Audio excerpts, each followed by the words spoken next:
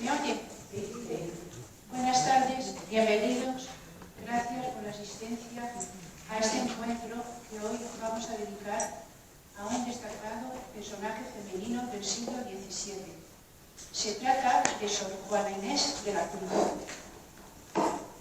mujer de espíritu libre, provista de un gran talento y dotada de espíritu crítico y creativo. Se refugió en un convento, único lugar que le permitía llevar a cabo su ingente obra, a la vez que rodearse de gente erudita y creando en el mismo tertulias en las que la cultura era el centro, muy al estilo de los salones literarios de la Francia de la época. Desde su celda se convirtió en una de las escritoras más representativas del barroco. Desde mi punto de vista, y con respecto a si Sor Juana Inés de la Cruz fue o no feminista, creo que se trata no tanto del feminismo que hoy entendemos como tal, como sí de una sociedad misógina que socavaba los derechos de la mujer a existir como persona autónoma, capaz de asumir cualquier papel que el hombre pudiera desarrollar.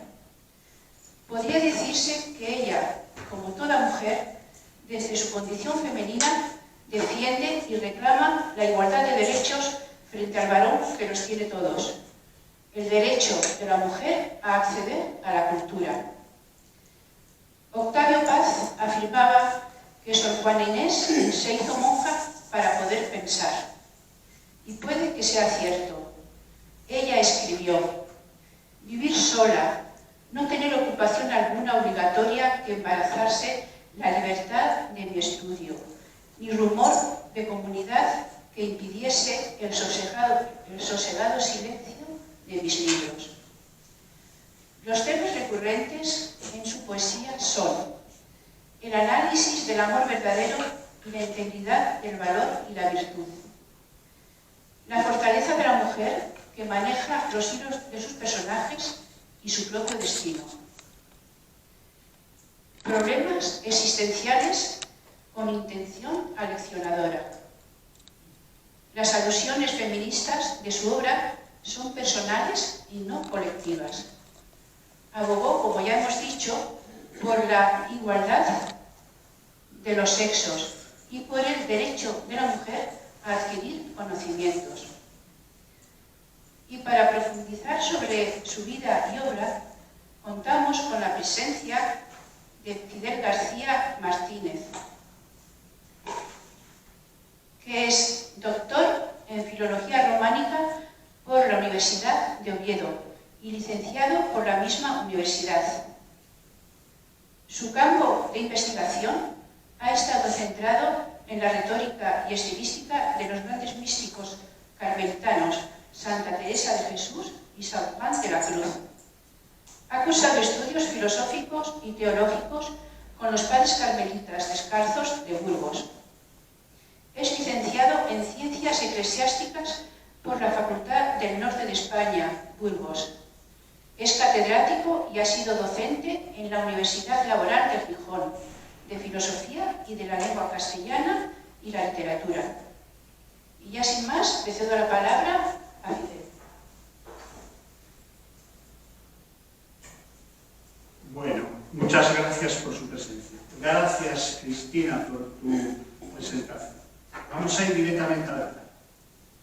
Y antes de entrar directamente en mi exposición sobre la persona y el mensaje de Sor Juana Inés de la Cruz, debo hacer una declaración previa, pues nos encontramos una mujer excepcional, que vivió en una época excepcional del siglo XVII en la España del Barroco.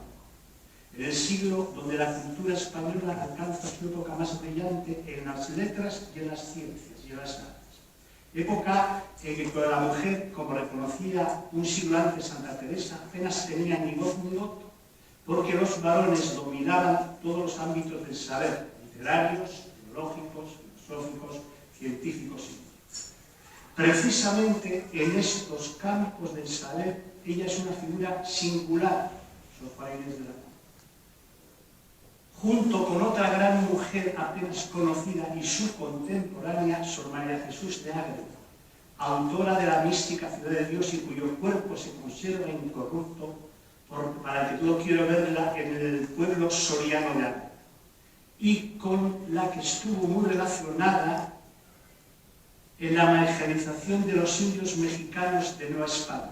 Seguro que alguien ha visto alguna serie de La Dama Azul. Bueno. La desgracia para esta gran mujer, Sor Juana Inés de la Cruz, es que algunos de los que se han acercado a opinar lo han hecho ante la indiferencia de los estudiosos católicos desde principios o perspectivos erróneos, cuando no claramente tendenciosos, hasta obscenos basados en la ideología de género según los postulados del psicoanálisis de Freud. En esta conferencia, coloquio, me voy a centrar en lo que ella escribe y lo que dice ella sobre sí misma, y no en lo que de ella dicen algún opinante con ocurrencias desaprensivas. No se puede, como dice el Evangelio, dar las perlas a los cerdos.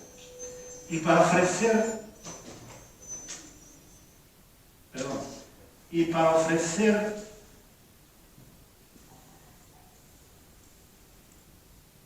una visión aproximada de esta monja católica española y mexicana, me voy a centrar en su comedia de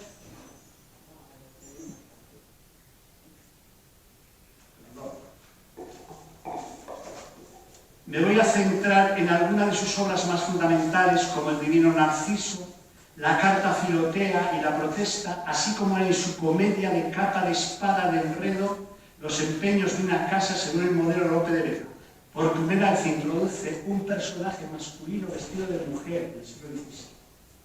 Es evidente que tal enfoque es parcial y puede parecer unilateral, pero se complementará con los versos que nos recite Cristina. Es mi propósito interesar a alguna persona en el apasionante mundo femenino de esta mujer excepcional que es Sor Juana Inés de la Cruz.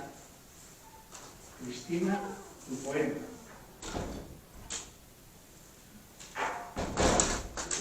Bueno, es una maravilla poder leer a esta mujer. Este primer soneto habla de la fragilidad del ser humano y que se esconde en la ostentación y la vanidad. Y dice así: este que ves, engaño colorido, que del arte ostentando los primores, con falsos silogismos de colores, es cauteloso engaño del sentido. Este, en quien la lisonja ha pretendido excusar de los daños los horrores, y venciendo del tiempo los rigores, triunfar de la vejez y del olvido, es un vano artificio del cuidado, es una flor al viento delicada, es un resguardo inútil para el hado, es una necia diligencia errada, es un afán caduco, y bien mirado es cadáver, es polvo, es sombra, es nada. Bueno, sigo yo. Datos biográficos. Sor Juana Inés de la Cruz, en el siglo Juana Inés de Asbaje y Ramírez de Santillana, ilustres apellidos, nació en Nepal el 12 de noviembre de 1648, hija de padre español vasco y de madre criolla.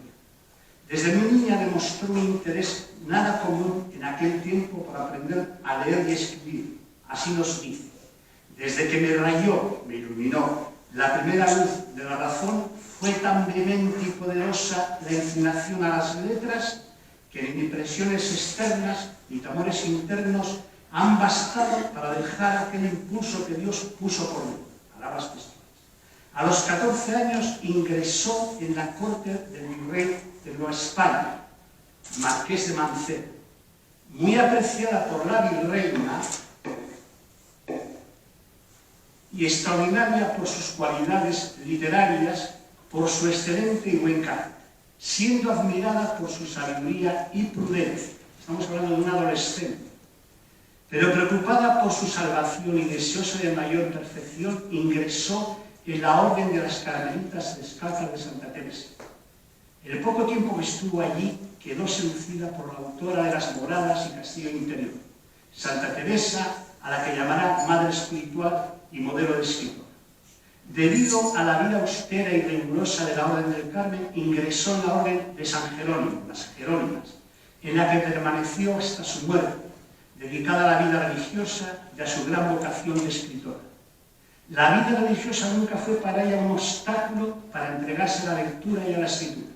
Se refugia en los libros, en cuya lectura se había iniciado a una edad muy temprana la biblioteca de su abuelo paterno.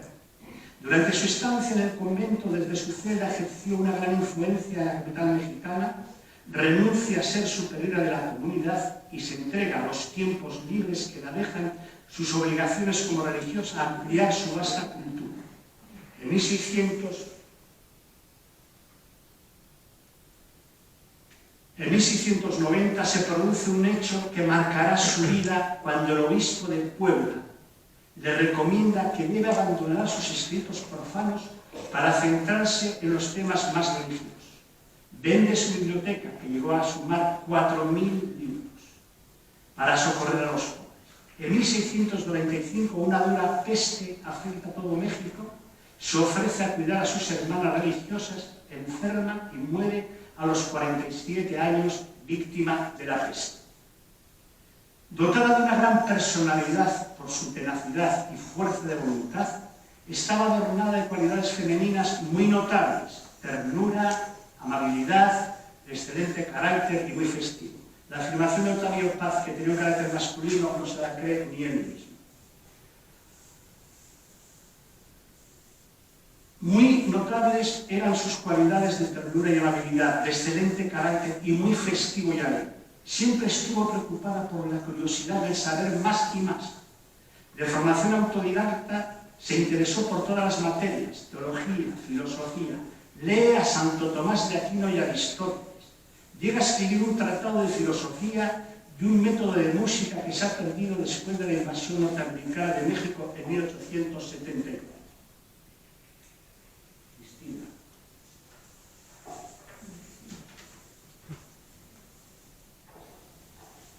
Bueno, ella aquí en este soneto habla de la privacidad, del amor, de la inconsistencia, porque eran temas de ella, la brevedad de la vida, y se titula De amor puesto ante un sujeto indigno.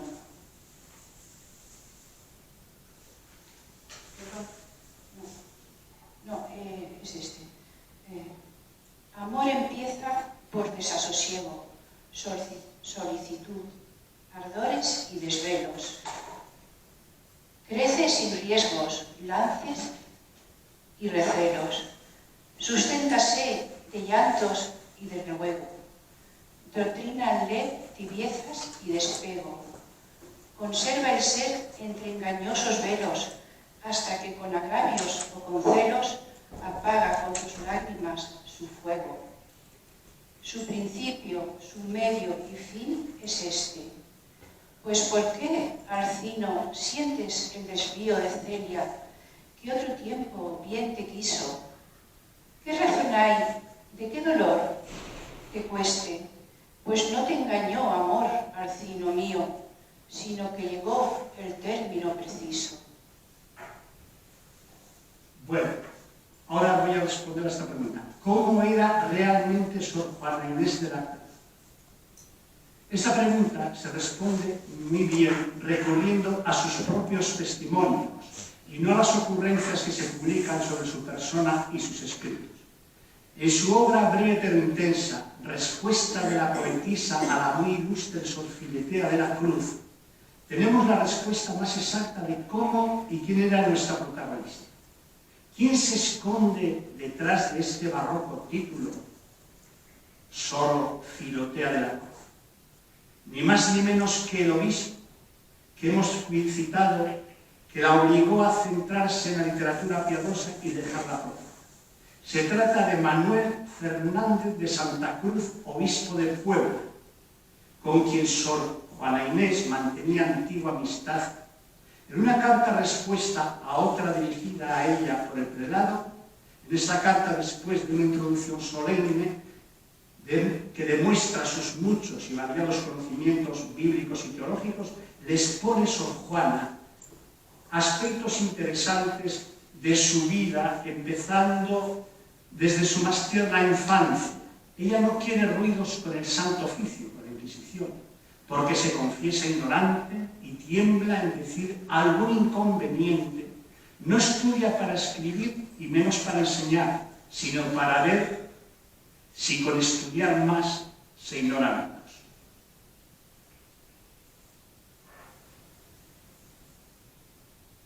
Afirma, dice, el escribir ha sido en mí dictamen propio por interés propio, porque aunque sea contra mí, ella era, si no la daban por obediencia, no escribía. Aunque sea contra mí, Dios me ha dado un grandísimo amor a la verdad. Así, examinando su vida desde su más tierna infancia, dice, no había cumplido los 3 años de mi edad cuando empecé a aprender a leer. Lo hizo cuando acompañó a su hermana mayor a la clase de una señora que enseñaba a las niñas los rudimentos de la lectura. La sorpresa que recibió su madre al saber que su hija pequeña sabía leer fue tan grande, no se lo podía creer. Poco tiempo después escribía a Sor Juana Inés, aún vive la que me enseñó a leer en tan breve tiempo. Dios la guarde y puede testificar. Relata cómo por estos tiempos de la niñez leer le gustaba más que comer golosinas, como es normal en los niños. Ella no quería comer queso, porque pensaba que si lo comía disminuía su inteligencia. Y esto es porque existía en aquella época una leyenda entre la gente que si la gente bebía leche se embrutecía por las manos. Que se embrutecía bebiendo la leche. Existía entonces, para ella, nos dice, el deseo de saber era más poderoso que el deseo de comer. A los 6 o 7 años sabía leer y escribir, además de todas las habilidades de labores y costuras que le prenden las mujeres. No solo eso, sino que escribe. Oí decir que había universidad y escuelas en que estudiaban las ciencias en México. Y apenas lo oí cuando empecé a marear a mi madre con ruegos impertinentes y inoportunos para que me mandase a México cambiándome el traje de varón. Y así yo podía ir a la casa de unos vendos que tenía para estudiar y cursar la universidad. A ella no le hizo caso, e hizo muy bien, dice. Mi madre no me hizo caso, hizo muy bien, pero yo me desquité con el deseo de leer en los muchos libros que tenía mi abuelo, sin que bastasen castigos ni riñas a estorbar. De manera que cuando vine a México se admiraban no tanto de mi ingenio, de manera cuanto de la memoria y conocimientos que tenía en edad que parecía que apenas había tenido tiempo a aprender. Su pasión por el estudio era tanto, nos dice, empecé a aprender gramática, que creo que no llegaron a 20 lecciones que tomé y era tan intenso mi cuidado que siendo así que las mujeres más en la edad tan florida de la juventud, tan apreciar el adorno natural del cabello, yo me cortaba 4 o 6 dedos, midiendo hasta dónde llegaba antes e imponiéndome ley de que si cuando volviese a crecer hasta allí no sabía tal o cual cosa que me había propuesto aprender, en tanto se crecía, me había de volver a cortar el pelo, con pena y castigo de mi rudeza. Sucedía así que el pelo crecía y yo no sabía lo propuesto, porque el pelo crecía deprisa y yo aprendía despacio, y como efecto lo cortaba como castigo de mi rudeza, porque no parecía razón que estuviese vestida de cabellos y tan desnuda de conocimientos, que era más apetecible adorno que el pelo. De su profesión de monja afirma, entréme religiosa, porque aunque conocía que tenía el estado de monja cosas accesorias y superficiales que no me gustaban, como no tenía ningún deseo de casarme y estaba negada para el matrimonio, era el estado religioso el menos desproporcionado. Al ser hija natural, pues tenía muchos problemas en la sociedad. Para ella era el más decente que podía elegir, el estado religioso, en materia de seguridad, que deseaba mi salvación eterna, y venciéndome a mí misma como quería vivir sola. Buscaba que nada me impidiese la libertad de estudiar, ni ruidos de comunidad que turbasen mi sosiego para leer libros con toda tranquilidad. Su máxima aspiración era estudiar teología, pues consideraba algo impropio de una persona católica, y más siendo monja, no alcanzar los conocimientos teológicos necesarios. Pero no se conformaba con los conocimientos teológicos, porque su deseo de saber se extendía a las más diversas ciencias. Verán comida. Para entender la teología, la reina de las ciencias, se debía conocer también otras ciencias auxiliares como la lógica, la retórica, la física, la música, la geometría, la arquitectura, la historia, sin las cuales no se puede comentar las Sagradas Escrituras. Por eso afirmo, como la Biblia es el libro que contiene todos los libros, y la teología es la ciencia que incluye todas las ciencias, es necesario conocerlos, aunque no sea fácil y posible. Por eso es necesario, dice ella, la pureza del alma y pedir a Dios la iluminación del alma. Estos textos y otros muchos que se podrían citar se manifiestan de una forma profunda en su obra más importante, que es el auto sacramental del Narciso Divino, que luego hablaremos. Otra dimensión de mucho interés es su defensa por la dignidad de la mujer dentro y fuera de la Iglesia. Cristina, los versos.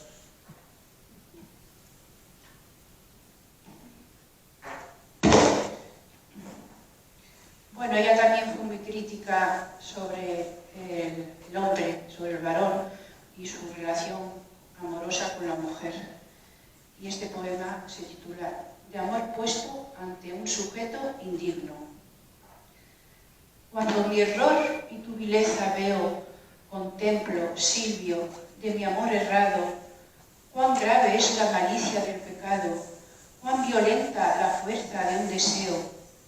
A mi misma memoria apenas creo que pudiese caber en mi cuidado la última línea de los despreciados, el término final de un mal empleo. Yo bien quisiera, cuando llego a verte, viendo mi infame amor, poder negarlo, mas luego la razón justa me advierte que solo me remedia en publicarlo, porque del gran delito de quererte solo es bastante pena confesarlo.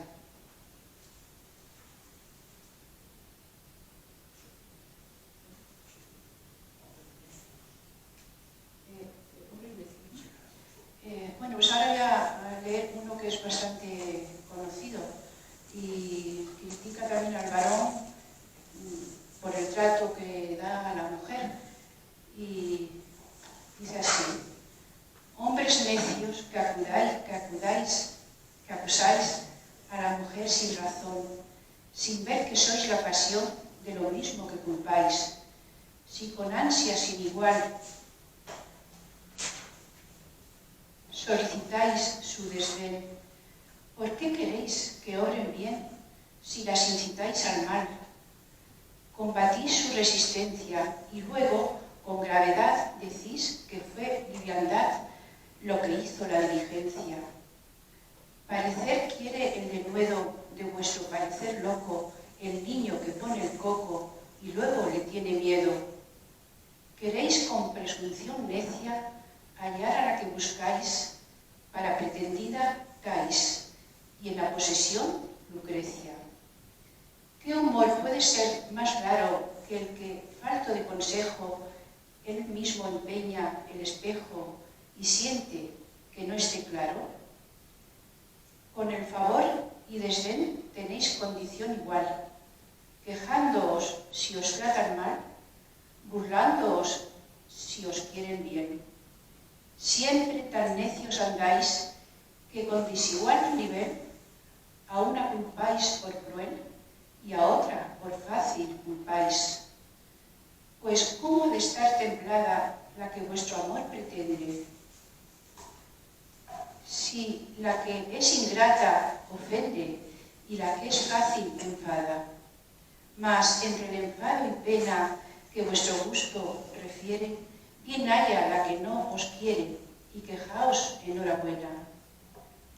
Dan vuestras amantes penas a sus libertades alas, y después de hacer las malas, las queréis hallar muy buenas. ¿Cuál mayor culpa ha tenido en una pasión errada, la que cae derrogada o el que ruega decaído? ¿O cuál es más de culpar, aunque cualquiera mal haga, la que peca por la paga o el que paga por pecar? Pues ¿para qué os espantáis de la culpa que tenéis? Queredlas cual las hacéis, o hacedlas cual las buscáis.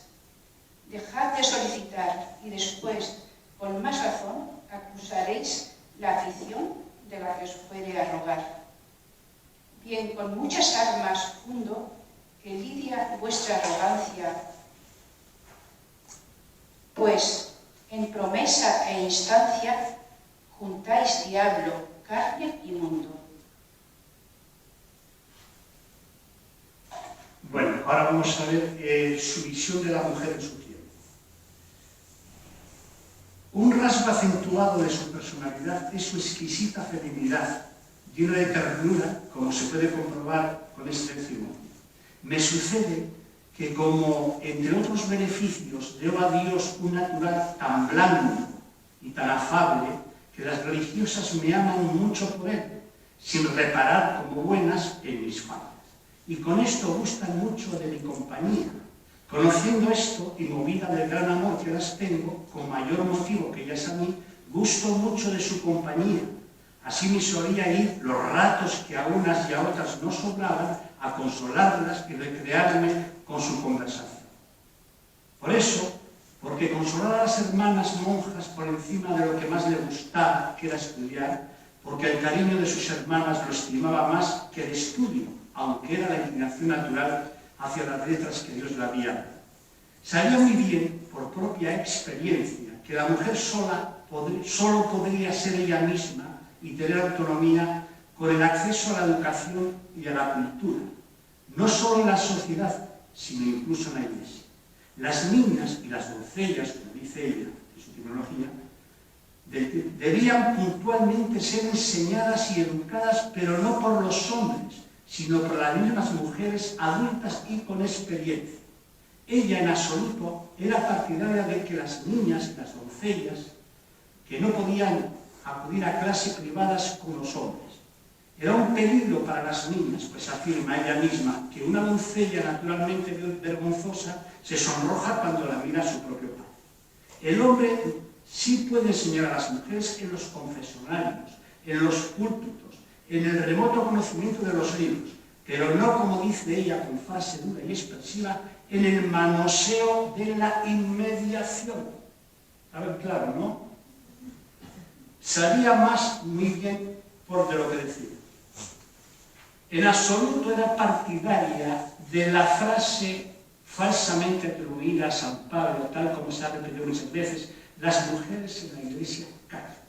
Ella defiende que las mujeres se enseñen en la Iglesia y pone como ejemplo a algunas mujeres famosas por su ciencia y santidad, como Santa Gertrudis, Santa Teresa, Santa Brígida, e incluso cita a la monja Ágreda, de la que hemos hablado anteriormente.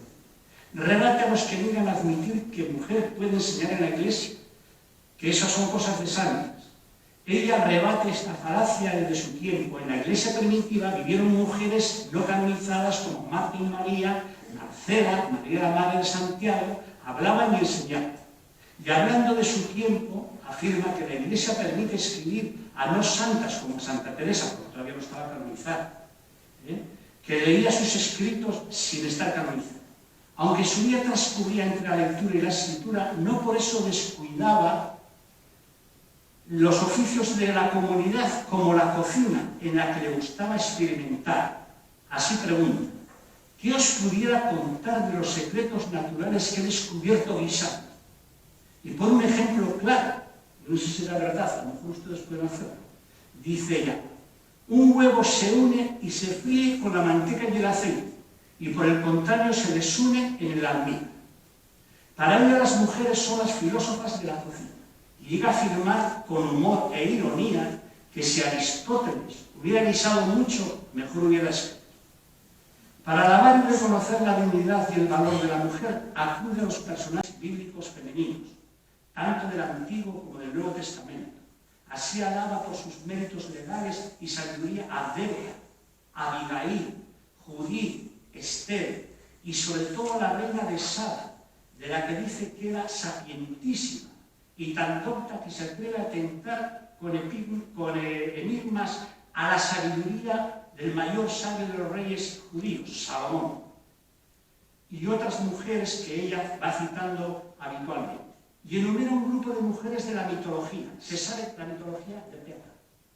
En el gran obra de El Narciso Divino coge toda la mitología y la plancha y luego la convierte al cristiano. A las que suma a las mujeres cristianas famosas por su sabiduría de todos los siglos, hasta llegar a las mujeres de su tiempo. Así, la reina de Suecia, Cristina Alejandra, las excelentísimas señoras duquesas de Aveiro y la condesa de Villombrosa. Concluye ese extraordinario documento, que es la respuesta a Sor Filotea, con una apología de su persona y obra. Y así, frente a sus calumniadores envidiosos que la acusan de escribir coplas no convenientes, a una humilde monja escribe: confieso desde luego mi ruindad y vileza, pero no juzgo ni admito que se me habrá visto una copla mía indecente. Además que yo nunca he escrito cosa alguna por mi voluntad, sino por ruegos y preceptos de una persona concreta.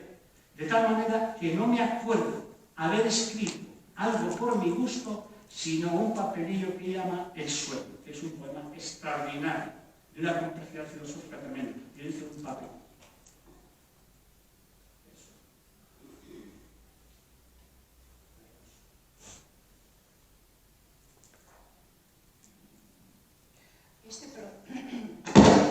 Este soneto trata sobre el problema existencial que tiene una intención aleccionadora. Y dice así: quéjase de la suerte. En perseguirme, mundo, ¿qué interesas?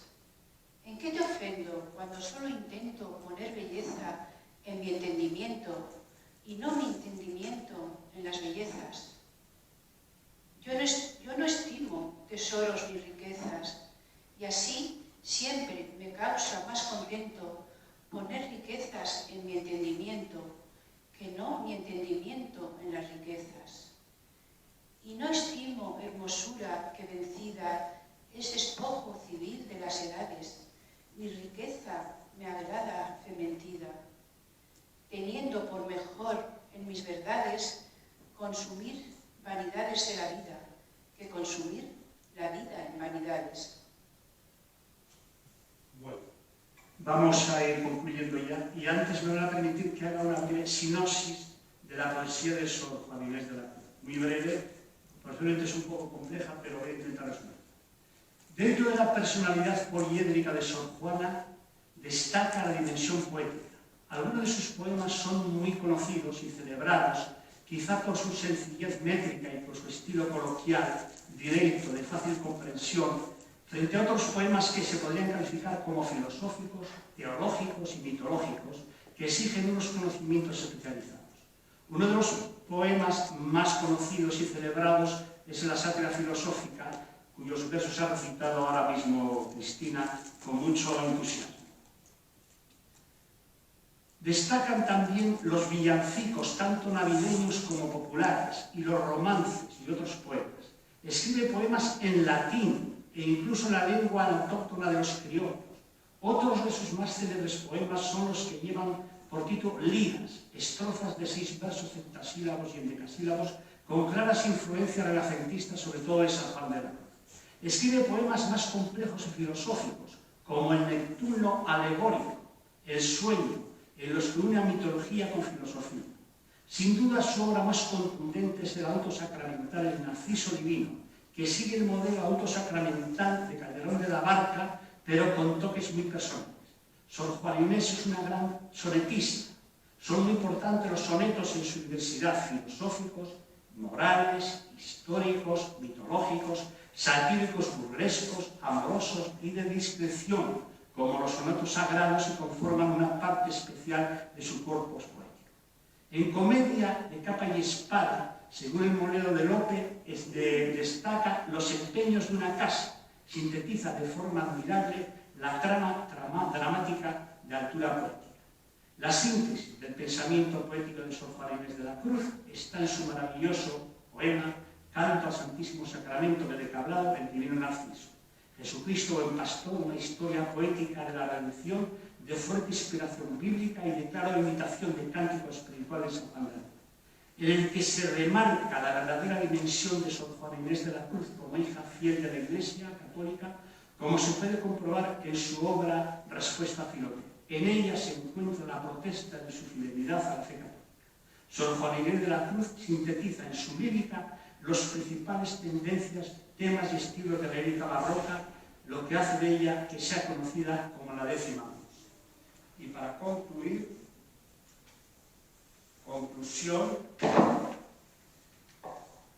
deseo concluir esta somera y completa visión sobre esta mujer tan extraordinaria con unas breves palabras escritas con su propia sangre en su protesta.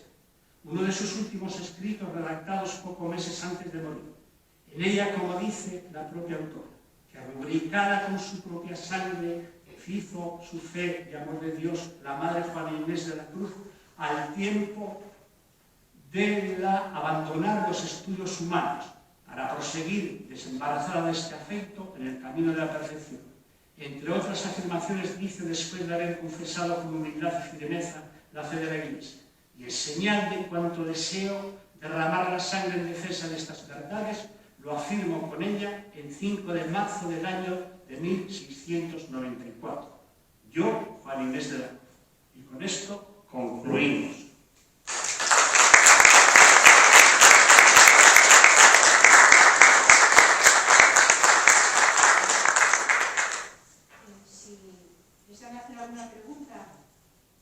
Si desean hacer alguna pregunta.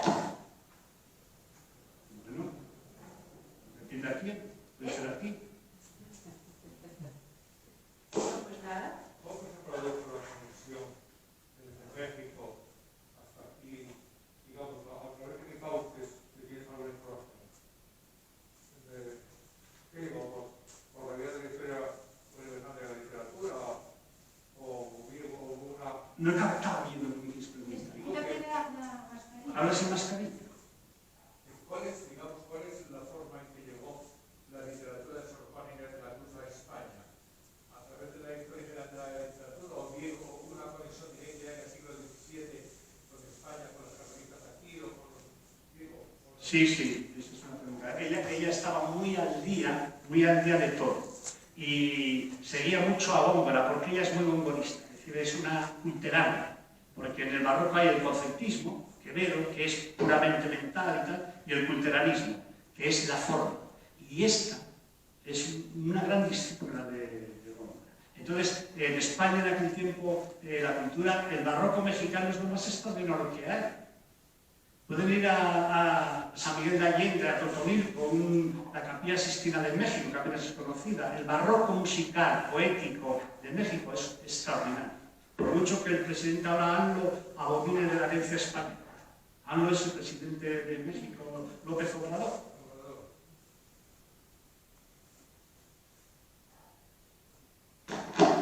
Bueno, pues si no hay ninguna pregunta más. Usted que está muy por México, ¿no? ¿Y la señora? Lo que pasa es que para preguntar también tenemos que saber, ¿sabes? Y los que sabéis sois los que exponéis, también. Decía la Madre Teresa, humildad es andar en verdad. No, ya, pero digo que para hacer preguntas también hay que saber del tema con cierta profundidad. Y a veces pues venimos a dictar los datos, pero nos falta documentación suficiente. Bueno, pues no ha sido otra mi intención que alguna persona, voy a ver qué es esta monja, que dice estas cosas tan raras, y la poetisa esta Cristina. Leal, es difícil, es muy complicado, porque ella es autoridad y ella se peleaba con todo el mundo, ¿no? En el sentido teórico e intelectual. Cristina, yo siempre leí esa poesía de hombres necios que dan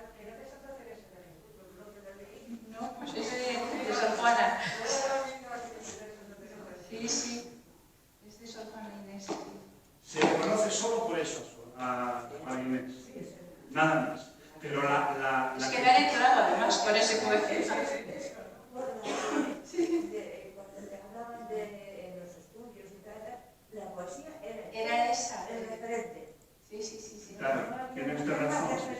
Pues la comedia de Cata de espada, de espadachines, de mujeres, porque tiene una psicología femenina tremenda ella, ¿eh? Cómo describe en esa comedia, según el esquema de Lope de Vega, de espadachines, de monjas, de envidias, de celos, de banquillo, por aquí y tal, es increíble. Además todo en verso, pero versos muy complicados. Bueno, pues nada. Pues nada. A mí lo que me produjo cierta admiración, o una especial admiración, acerca de Sor Juana Inés de la Cruz, leí un poco previamente la biografía de ella, y que es experta en latín. Sí. Escribía en latín, versos en latín. Y que escribía también, y que leía a los autores originales a veces en la lengua latina. O sea que la chica era inteligente en condiciones, la señora. Era muy inteligente, muy capaz. Lidia, ¿quién es Lidia, una pregunta? pregunta. Sí, yo no sé qué quisiera, porque yo pregunto para saber, no pregunto porque sé. Si su figura literaria, bueno, ¿cuál es el estado de reflexión actualmente de esa figura humana y literaria en su país, en México? Si está reivindicándose, si aún sigue en purgatorio, si hay cierto resurgimiento de su obra, o si es una autora olvidada. No. Yo lo sé porque yo tengo familiares en México y les he dicho, voy a dar una conferencia sobre Sor Juana Inés de la Cruz.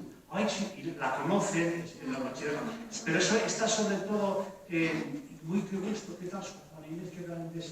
Pero es más a nivel universitario y ensayista. A nivel popular no creo. Bueno, lo conocen ya sobre Santa Teresa. No, yo mismo no lo sé. Voy a preguntar y te daré una solución, porque tengo familiares ahí que son maestros todos y me pueden informar. Gracias. Bueno, pues esperamos que haya sido del agrado y así conocemos un poquito más de esta mujer tan brillante. Hasta la